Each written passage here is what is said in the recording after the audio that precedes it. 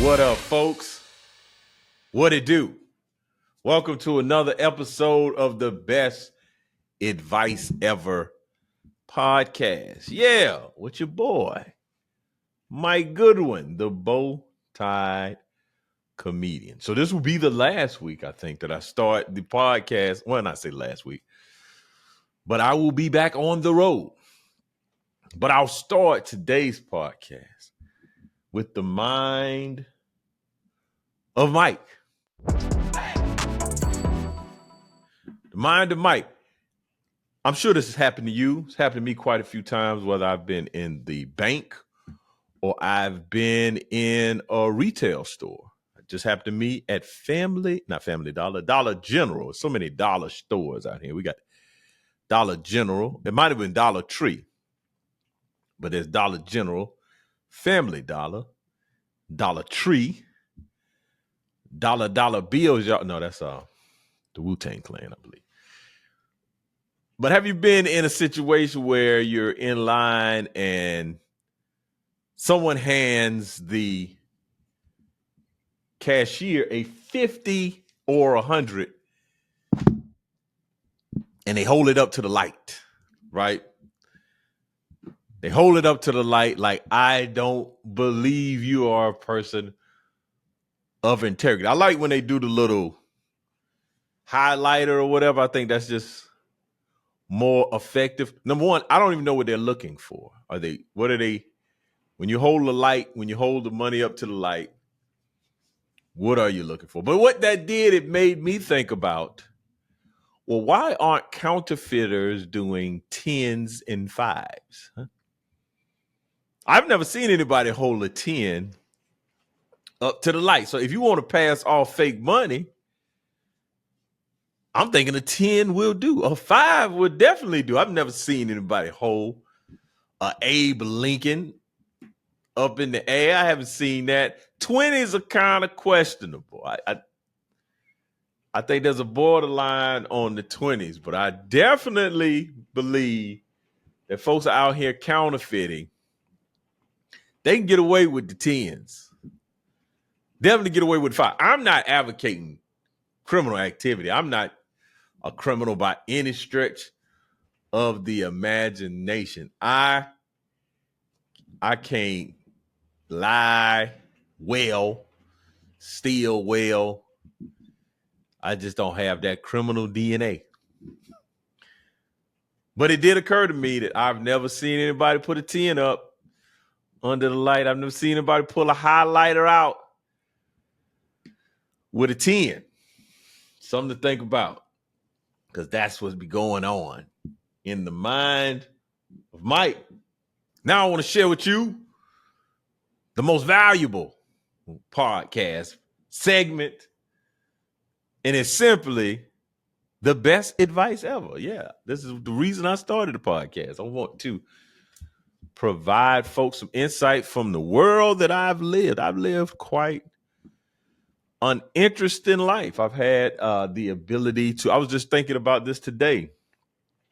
As a paid employee, my first, I guess, salary or when I was making, I had my first job, a full-time job. I made $17,000 a year. And then I think maybe I made 18 and they took 1,000 from me. Well, they really took 1,200 to put inside of the GI Bill, Montgomery GI Bill and College Fund. What would happen is you would get, well, this was back in my day. I don't know what's happening now as it relates to college benefits from the military. But when I joined, and I kind of was at the beginning of what is known as the GI Bill and the Montgomery College Fund. I think, there's no research. I haven't done any research, but I believe I'm one of the first to participate in that program. Because, matter of fact, when I joined in 1993. The other services did not have the joint GI Bill and Montgomery College Fund. Only the Army had it at the time. And basically, they would give you $20,000 if you serve for 2 years. They would give you $25,000 if you serve for 3 years, and they would give you $30,000 if you serve for 4 years. $30,000 for your college education.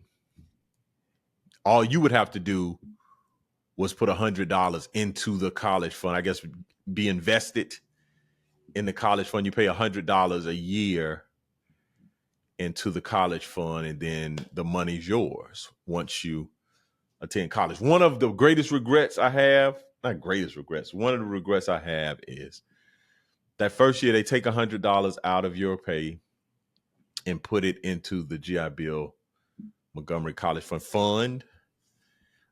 One of the regrets I had, I wish I would have continued, made a, I forgot what they're called, a direct deposit possibly, but I wish I would have kept taking that $100 and putting it into an account, because I was used to not having that $100. So now you give somebody an extra $100 a month, foolishness will ensue. And I think that's what happened to me financially. So that's one of my regrets. One of the regrets I wish I would have done was continue paying myself into an account that I just would have forgot about, just had that money go into another account. But that's not the best advice ever. Again, I was thinking about the money I made. I made $18,000 in a year. I can make that money, like I literally, I can make that in a week or a day now. So I'm very cognizant of how money and how we're able to generate money. I heard someone say at a business conference, it's easier to make $30,000 in a day than it is a year. And when I heard it, it was just like something was like, whoa, what? But he absolutely correct. And I can literally, make $17,000 in a week or in a month. When I started employment, it took me a year. But that's once you understand your ability to generate revenue and value, like if you have something that is of value to share with people and it will help people, you have the ability to generate a significant amount of money. I had a shirt on before I chose this shirt, but it said, I chase dreams, I don't chase money. And so I've had a great rewiring of my brain and my mindset as it relates to money, just because of how I was raised. And like I said, my first job, I made $17,000. And now I'm in a position to where I've been a full-time entrepreneur for 10 years. And I see how you can generate offers and make money by serving people. If you can bring something to the marketplace that people really desire, I've seen tremendous amounts of money being made. And I'm not even talking about like being on the stock market floor or being in the inside trade or any of those things. I've been on a webinar. I've seen folks make $1 million on a webinar. But being exposed to that has really kind of shifted my paradigm. But what got me thinking about that was how I view money and I view my life. When I was a young person, the advice was to get a job to make money, go to college, get a good job, start your family, get a house, those types of things. And over the course of my life, I've had some things that have changed, like the way that I saw things. My perspective has changed. So let me share today's best advice ever. And I'm sorry for that tangent. I ran. I was doing so well in the mind of Mike. I was like, oh, I got some more time. But the best advice ever today is create a life that you don't have to escape from. So when I was thinking about my first job, I was in the United States Army. I was in the military, making $17,000 a year. I had the type of life that through the week it was very difficult, and we quote unquote lived for the weekend. We had I was a field artilleryman. We spent a bunch of time in the field. If we were not in the field, the majority of our time was spent in the motor pool servicing our vehicle. On an average day, my day would start at 6:00. We'd be in formation, do an hour of PT. You get back to the barracks, you take a shower, you go get some breakfast. Formation's probably at 8:30. You're in formation for 10 to 15 minutes. You off to the motor pool. And you're at the motor pool from easily 9 in the morning to 12, lunchtime. And then you'll get up, break for lunch. You're back in the motor pool at 1400. Formation most times was somewhere around 1630. That's 4:30. 1700, 5:00. Got off of work, went back to the room, played video games, listened to loud music, went to bed and did it all over again. And the weekends was where we wanted to go out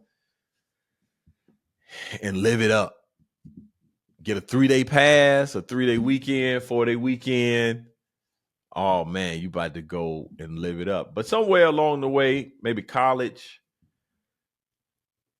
maybe it was after college, I got to a point of like, man, I want to enjoy life every day. I don't want to just wait to the weekend to enjoy life. So that kind of gives me the idea of create a life that you don't have to escape from. I'm reading a book again called Deep Work by, I forgot who wrote Deep Work. Let me look it up real quick. Deep Work is by Carl Newport. I should have known that.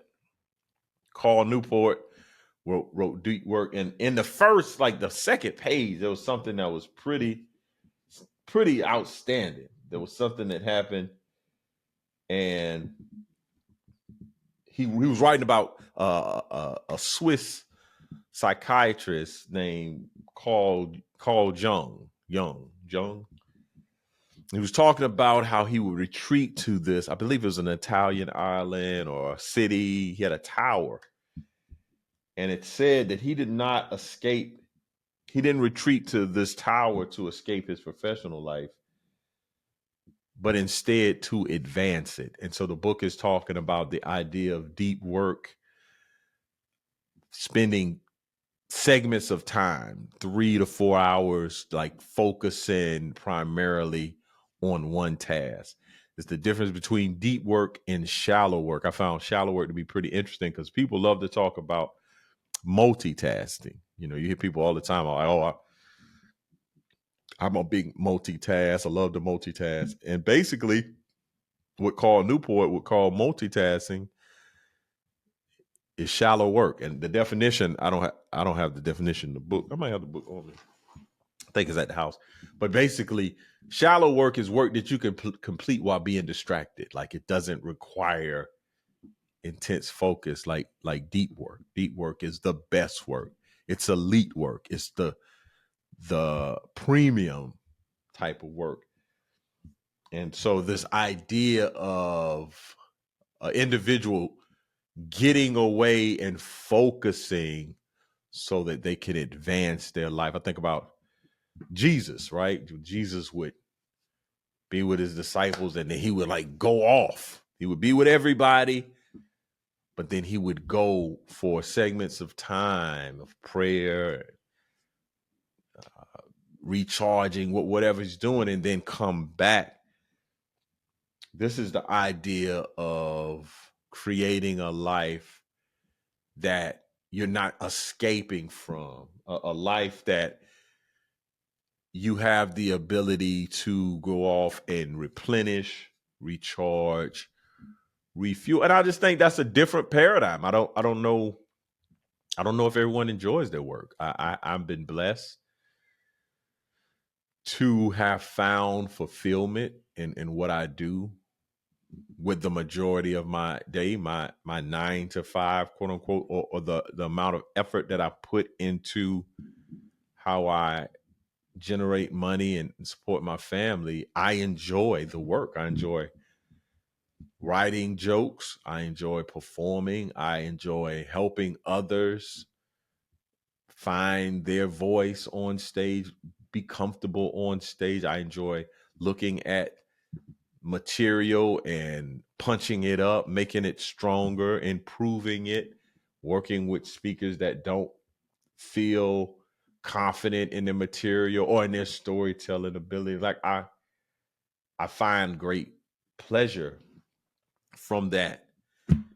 And so maybe sometimes I think I take for granted that I do have the type of life that I'm not attempting to escape it. Now I do take breaks, as we all know, which is an interesting paradigm even for comedians. When I'm talking to some of my contemporaries, that the idea of taking a couple of months off is really unheard of. Like, how are you going to make money? It's the idea of being an entrepreneur.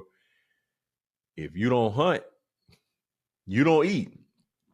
And so to be able to have abundance and to be strategic and have more than enough that will allow you to take an opportunity to take a break, to take a sabbatical, to take a breath, and to reflect upon the life that you've created for yourself. So there's a couple of things that I think about as it relates to the type of life that I'm talking about, creating a life that you don't have to escape from. One of the first things I think that is important for you to do this is to find your purpose. Identify your purpose. Once you have your purpose, that really does a great job of being you can navigate through your life. It's a North Star, so to speak. Once I realized that, oh man, my purpose is to provide comedy and to do keynotes, and I can now say no to opportunities that would maybe look attractive but not be in line with what I'm trying to accomplish. For instance, let's say someone approached me and said, "Hey, would you be interested in being a director of college counselor at this new charter school that we're starting? We've heard about your time serving as a college counselor. We need someone with some experiences and some expertise. And we need someone with some entrepreneurial savvy, someone that could help us to generate some revenue. There's ways that we can make money to fund the school." Hearing that initially, I was like, wow, man, that's right up my alley. That sounds good. Or we would love for you to come and join our staff as the leadership and comedian pastor. I don't think people have these positions on their church staff. But that would be something that would catch my attention. But because I know my purpose, I'm like, oh yeah, I probably would love to work with your staff. But in terms of like committing to be a member of the staff, I'm in purpose. So identifying your purpose, and your purpose, what you get paid for, and your purpose may not often align. And that's not a problem. There's nothing wrong with that.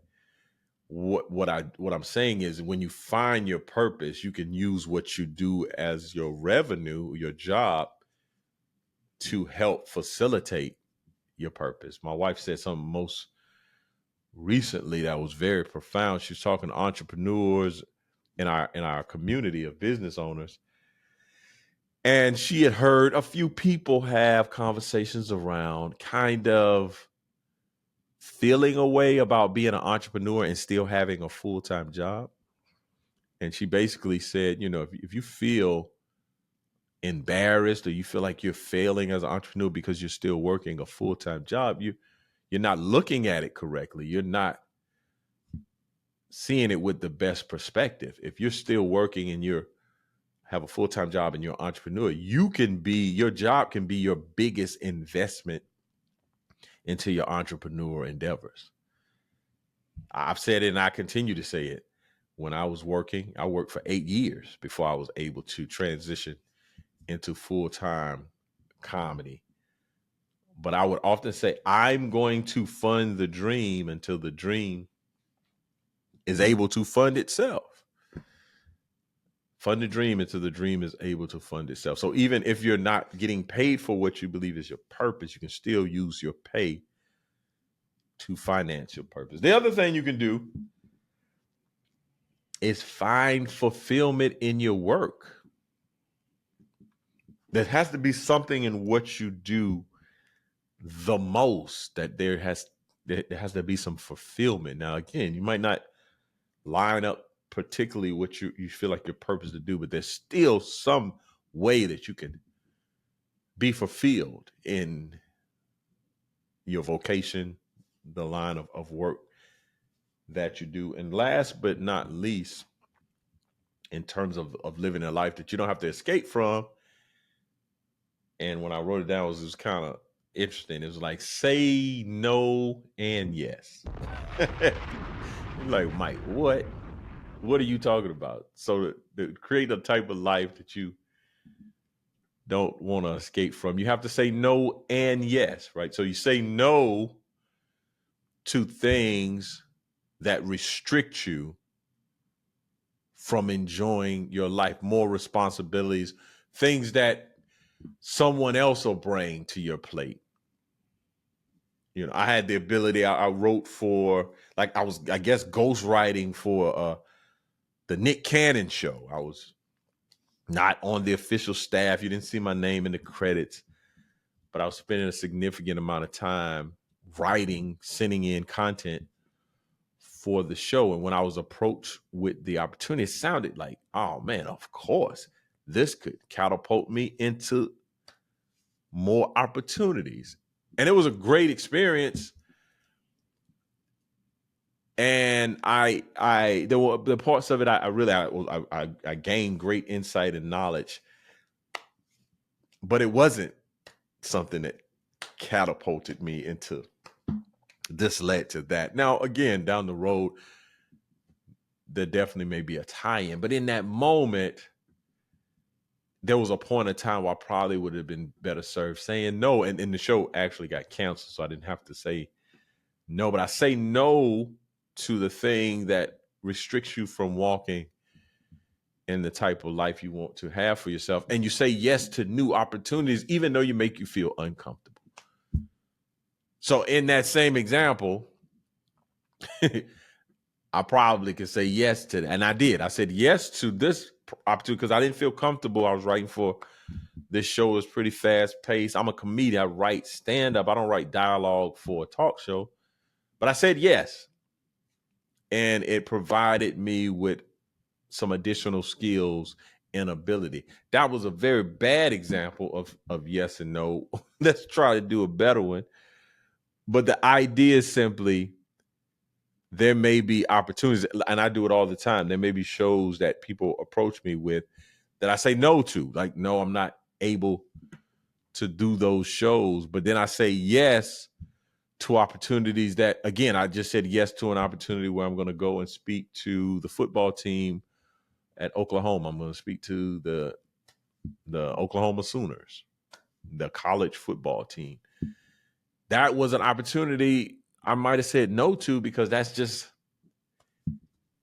not my lane. My lane is talking to grown people, adults with mortgages and life insurance. But these are college students. But I'm not doing stand-up. I'm doing a leadership keynote. So I'm going to do some comedy, but I'm talking about leadership and laughter. So that may be an opportunity. That was an opportunity to say yes, where I would have typically said no. If they would have been like, hey, man, we want to bring you in to do some comedy for the football team, I would have probably been like, nah, that's not a good opportunity. That's not a good fit, right? But the leadership and laugh, the keynote component, that's a much better fit. So there's a yes.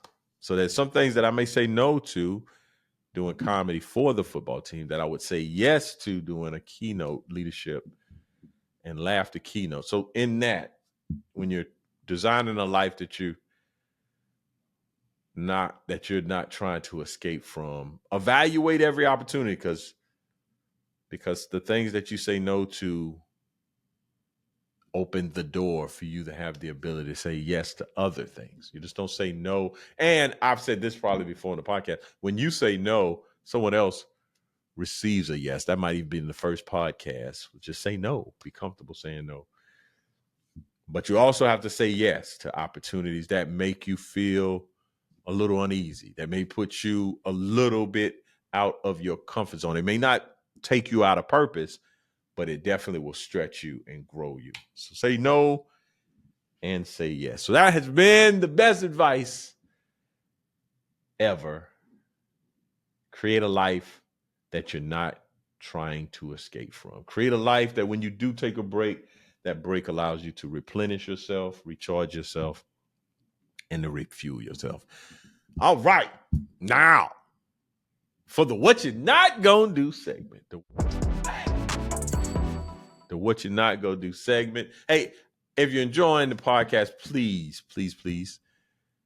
subscribe, share, rate it. Like give me some ratings. If you're out here, you're like, man, I really enjoy this 30 minutes.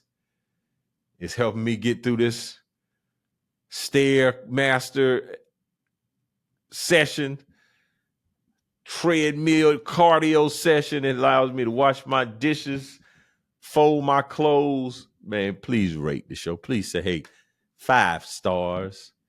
This man is really giving us some valuable content. But for the what you're not going to do segment today is simply what you're not going to do is beat Joey Chestnut in a hot dog eating contest. What in the world? Why are we still having a hot dog contest? I don't know if y'all realize this, but this contest just happened recently. I had the newspaper somewhere. But Joey Chestnut ate 62 hot dogs and buns in a 10-minute time frame. This is his 16th title in 17 years. So if you sign up to go up against Joey Chestnut, what you're not going to do is expect to win. And you got to think at this point, this man has been in this contest for 17 years. He's got to be slowing down. But 62 hot dogs sounds like, I didn't go back and look at the records he set before, but 62 hot dogs is a lot of hot dogs. 2 hot dogs is a lot of hot dogs. Hot dogs and the bun. Hot dogs and the bun. Shout out to Joey Chestnut. And he's not even he's not a big dude. He's an average size mortal. Then they had the young lady. I think she ate 39 hot dogs. Hey, man, what you're not going to do is look up and see Mike Goodwin's name on a hot dog eating. And I like hot dogs. I enjoy a Frankfurter from time to time. But 62? Nah, man. I probably hadn't had 62 hot dogs in my entire life, much less in a contest. What you're not going to do is defeat Joey Chestnut in a hot dog eating contest. Well, thank y'all again for checking in to the Best Advice Ever podcast, man. I'm enjoying it. I'm having a good time. I hope you are enjoying it too. I would love for y'all to follow me on social media. I'm at all the places. I'm at Instagram at Bowtie Comedy, on Twitter at Bowtie Comedy. I'm on Facebook at Comedian Mike Goodwin. And on YouTube, the same thing. I'm on TikTok at Bowtie Comedy. I'm even on Threads. I'm out here making comments on Threads that nobody is liking and replying to. So My wife told me, you got to get on Threads. She don't talk like that, but she said, you got to get on Threads. And I like technology. I don't like new apps. If it required me to download another app, I probably would be like, I'm good. Like when they dropped off Spill, I was like, nah, I'm straight. But Thread, she was saying, is connected to IG, and she was saying, well, it could possibly help increase your followers on. And I'm like, okay, if you're right, if it's gonna help them followers, sign your boy up. My Instagram has been peaking a little bit. I was at 29,000 for a long time. Now we turning the corner. I'm at 32,000 in this climbing. My TikTok has outpaced my Instagram, which is a little weird, but I am out here. I'm out here on these social media platforms, and I'm out here on my podcast every Wednesday. You can check me out. Same bat channel, same back time, same bat place. If you're listening, I say it every week, man. I appreciate you. You could be anywhere in the world, but you're here with me, and I really appreciate that. Hey, check y'all out. I'll check y'all out next week. I'll see you here again. And until then, peace.